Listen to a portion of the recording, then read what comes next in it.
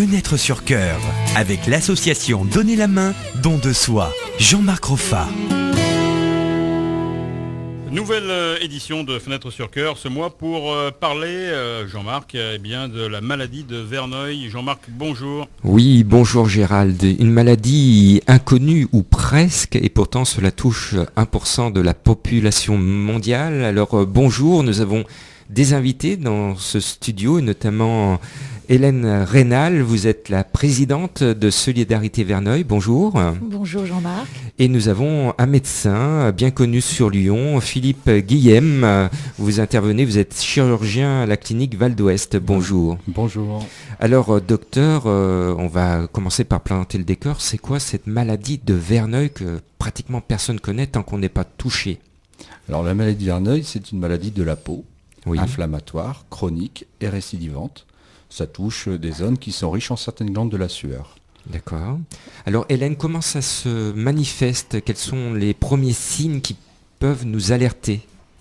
Eh bien, la personne se découvre un matin un abcès, souvent mal placé, dans les zones creuses du corps, les aisselles, l'aine, le pli interfessier. Un abcès douloureux et voilà, il est là et il fait très mal. Et souvent les malades ne savent pas ce que c'est, ils ne savent pas où aller, ils savent pas. Et cela touche souvent les ados aussi? Ça démarre très souvent à l'adolescence, mais pas forcément. D'accord. Ça peut arriver beaucoup plus tard dans la vie. Alors docteur, quels sont les symptômes et qu'est-ce qui favorise le développement de cette maladie? Est-ce qu'il y a un démarrage que vous pouvez identifier de votre côté médicalement? Alors on a parlé effectivement du début plutôt à la puberté, parce qu'il semble qu'il y ait une influence hormonale et qu'il y ait besoin des hormones sexuelles pour que la maladie puisse apparaître. Oui. Il y a des débuts plus tôt chez l'enfant et effectivement plus tard chez l'adulte. Alors, on a parlé de maladie inflammatoire, donc c'est vrai que ce sont des nodules douloureux sous la peau à certains endroits. En fait, le diagnostic est relativement facile à partir du moment où on connaît. Il suffit de penser à cette maladie quand il y a des abcès à répétition, mal placés, sous les bras, les plis de laine, sont les deux localisations habituelles. Alors Hélène, en préparant cette émission, je me suis aperçu de quelque chose, c'est que il y a peu de réponses en France, à tel point que vous qui êtes dans notre région lyonnaise, on vous appelle un petit peu de partout. Alors expliquez-nous pourquoi il n'y a pas de réponse adaptée chez nous en France. Actuellement, les médecins, on pense que les médecins sont assez mal formés à cette pathologie. Donc les malades, quand ils arrivent avec des abcès, ils vont voir leur médecin. Le médecin dit « je ne sais pas ce que vous avez ». Donc finalement, les malades finissent par arriver à l'association, mais ils arrivent des quatre coins de la France. Et c'est vrai que la première question qu'ils nous posent, c'est « où est-ce que je peux aller? Donnez-moi les coordonnées d'un médecin ». Et nous, on n'en a pas forcément énormément, quoi. C'est très très compliqué de trouver les médecins région par région. Alors c'est une maladie qui parfois est dramatique, certains vont jusqu'au suicide. Expliquez-nous un petit peu ces cas terribles que vous rencontrez ponctuellement. Oui, c'est arrivé malheureusement, on a eu un cas assez récemment. Voilà, ce sont des gens qui sont tellement perdus, qui ne savent tellement pas trouver de solution, qui ont tellement mal, qui sont mal dans leur vie professionnelle, familiale, qui sont isolés.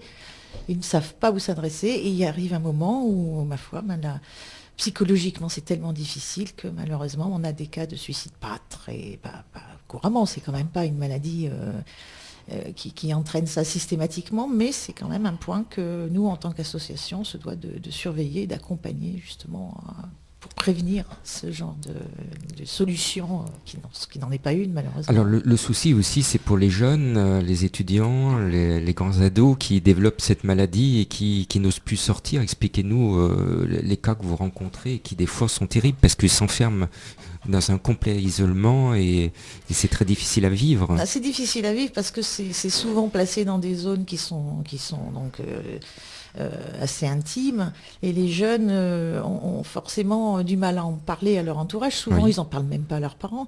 Donc, il y a un phénomène d'enfermement, d'isolement. En plus, actuellement, avec le développement d'Internet, les gens arrivent quand même à communiquer via cette interface qui est Internet, mais finalement, c'est très superficiel. Ça peut être interprété par le jeune comme une maladie honteuse? Oui, tout à fait, parce que d'abord, le médecin qui le suit ne sait pas comment expliquer la maladie, donc après, ça ouvre la porte à tout un tas de fantasmes, j'ai fait des bêtises, enfin, on n'ose pas en parler. Alors justement, Donc, pour un jeune qui nous écouterait, vers qui il peut se tourner s'il n'ose pas en parler à ses parents? Alors, il y a effectivement, via Internet, il y a pas mal de sites, il y a pas mal de choses hein, Vous actuellement. pouvez en citer si vous avez quelques clés à nous donner. Moi, sur Facebook en particulier, les jeunes qui ont tendance à s'enfermer, ils sont tout seuls à la maison. Oui. Et Facebook, c'est une solution pour commencer à avoir un premier contact avec des malades. Et puis, bien sûr, après, il y a notre association qui leur permet, on a un forum, ils peuvent discuter dessus, ils peuvent nous téléphoner, on a des permanences, et donc ils peuvent rencontrer d'autres malades de leur âge. Alors docteur, est-ce que vous êtes confronté à des cas particuliers où les symptômes sont tout le temps pareils? Expliquez-nous un petit peu comment se développe cette maladie. Non, la maladie peut prendre plusieurs masques différents, notamment en fonction tout simplement des localisations que vous pouvez avoir. Les 2 localisations principales sont sous les bras au niveau des plis de laine, mais les autres localisations existent, derrière les oreilles, sous les seins, entre les seins, sous le pli du ventre quand il y a du ventre, entre les fesses, sous les fesses, sont d'autres localisations possibles. Après, on se rend même compte, puisqu'il y a parfois une atteinte familiale, que même au sein d'une même famille, il peut y avoir des formes différentes. Donc il y a effectivement, et c'est là l'une des difficultés de la maladie, des formes différentes de la maladie. Vous parlez de famille, est-ce que c'est héréditaire? Il y a probablement un facteur héréditaire, 25 à 30% de formes familiales. On a même trouvé dans certaines formes particulièrement graves de la maladie des anomalies génétiques. Qu'est-ce qui provoque cela? Parce que dès qu'on parle de la peau, des fois on se dit c'est par rapport à des problèmes dermatologiques, des choses comme ça, des problèmes d'allergie. Quels sont les facteurs qui pourraient éventuellement favoriser l'apparition de cette maladie? Alors, allergie, a priori non. D'accord. Le point de départ est probablement une occlusion du follicule du poil. Et ces glandes qui s'enflamment dans la maladie ne s'ouvrent pas directement à la peau, les glandes de la sueur, elles s'ouvrent dans la gaine du poil. L'occlusion du poil fait que l'inflammation se propage à la glande et vient se rajouter en plus de l'infection. On vient d'entendre qu'il y a peu de solutions puisque les gens se renseignent auprès de l'association Solidarité Verneuil de toute la France. Il y a une solution à Val d'Ouest, chez nous, aux portes de Lyon? Oui, tout à fait. En fait, on a développé en partenariat maintenant avec l'association depuis plusieurs années, 5-6 ans, une prise en charge un peu plus globale, au départ centrée sur la chirurgie, puis l'interaction avec l'association a permis d'élargir la prise en charge. Très bien, je vous propose de nous retrouver dans quelques instants avec deux jeunes personnes qui ont accepté de témoigner, qui savent ce que c'est que la maladie de Verneuil. Erika et Julien qui sont en studio, on se retrouve dans quelques instants, Gérald. Oui, tout à fait, et on rappelle quand même le numéro de téléphone de Solidarité Verneuil, 06 27 44 77 60, et puis le site internet solidarité-verneuil.org, sans oublier également donner la main don de soi, donner-la-main.org. À tout à l'heure.